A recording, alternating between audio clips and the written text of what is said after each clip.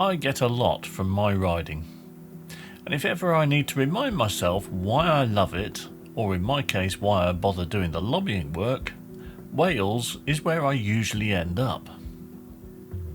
And I don't think I'm alone in that.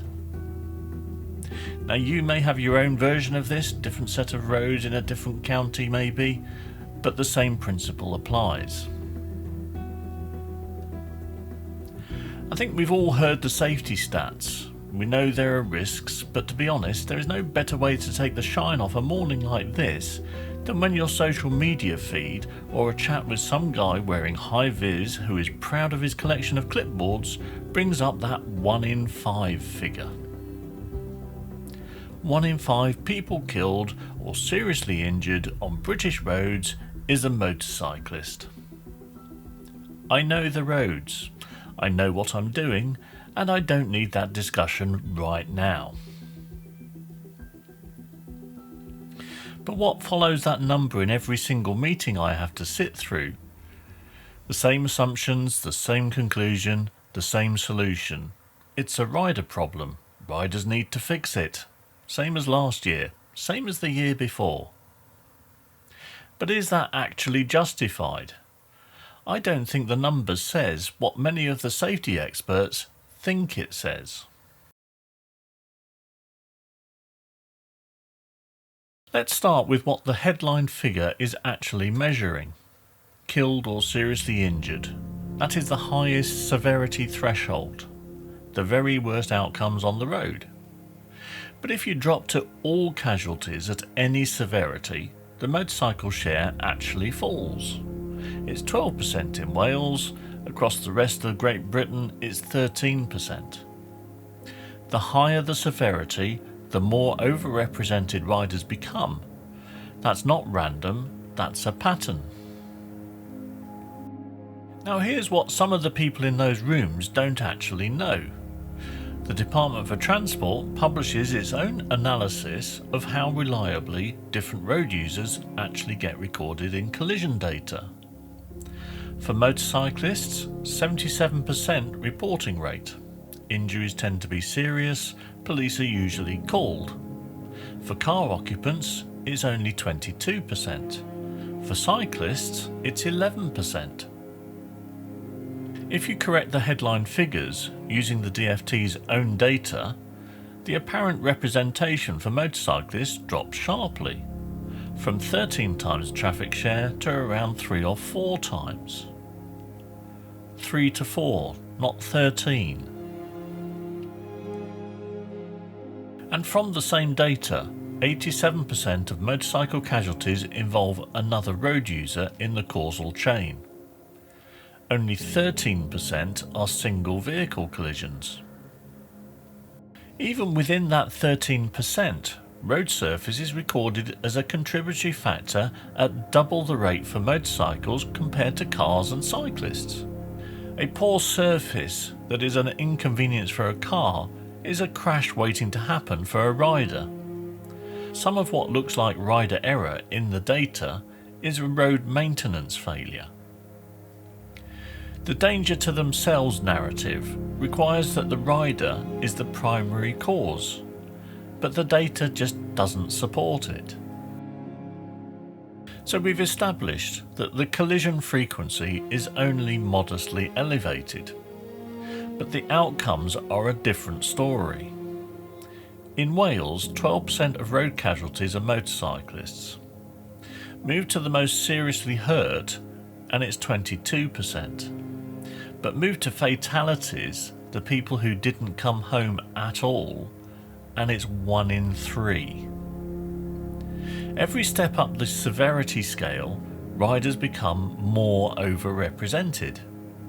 That is not variation, that is a pattern pointing somewhere. The official Welsh Government casualty statistics for 2024 confirm it. Motorcyclists are 50 times more likely to be killed per vehicle kilometre than car occupants. So that's the same roads, similar sort of journeys. The frequencies isn't particularly different, but the outcomes certainly are. So for me, that points to the roads.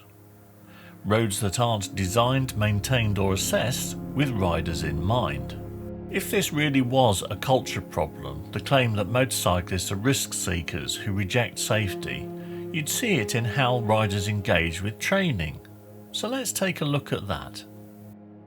Motorcyclists are probably the most extensively voluntarily trained road user group in Britain. We have Bike Safe, which is police run. We have the Enhanced Rider Scheme from the DVSA. We have IAM Road Smart, ROSPA Advanced Motorcyclists, and an entire cottage industry of independent advanced motorcycle trainers alongside the formal schemes. So that's serious post-test safety engagement at a genuine scale. Car drivers don't seem to have anything equivalent, and cyclists have no formal equivalent at all. So the group most actively seeking advanced safety training is producing the worst outcomes. If this were a culture problem, training would be moving the needle, but the outcomes suggest that it doesn't. Now that's not an argument against advanced training. Every rider who puts in the hours is doing the right thing. It's an argument that the road environment has to meet them halfway. If you ride and you've done any of that training, you already know this. The surface is still what it is, the junctions, the barriers, the data isn't telling riders anything they don't know every time they go out. The frustration isn't the statistics, it's that the people who fund and design the road system don't know what every experienced rider knows by feel. The road safety system isn't set up to see this. The infrastructure assessment tools that shape where investment goes group all road users together. A road that scores well for car occupants, with wide lanes, crash barriers, runoff areas, can score very differently for a rider. But if the motorcycle score isn't tracked separately, that becomes invisible. Take crash barriers. The technical standard that governs them doesn't require testing for motorcycle impacts. They're designed for cars and HGVs. For a rider hitting an unprotected barrier upright, it's a completely different physics problem.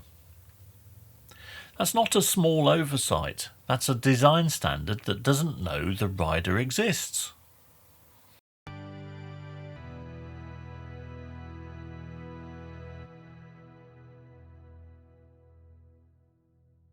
So what is MAG doing about it?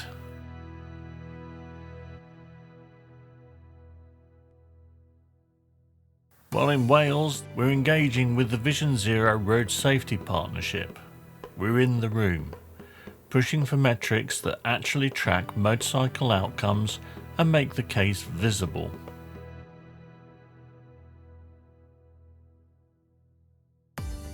At the most recent session, the chair of one of the groups asked directly whether Vision Zero was even achievable if motorcycle fatalities weren't addressed. Now that's not a MAG argument anymore, that's the room asking the right question. This isn't a Wales problem. Wales is where we're making the argument, but the failure is everywhere. Roads are designed without asking what they mean for the rider.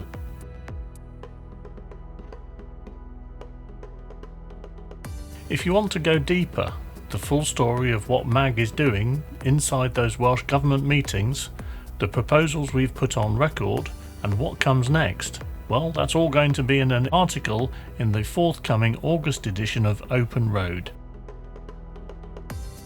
Open Road is MAG's members magazine, so if you're a member, look out for that, and if you're not already a member, well, there's plenty of time before that August issue hits, so follow the link in the description and join MAG.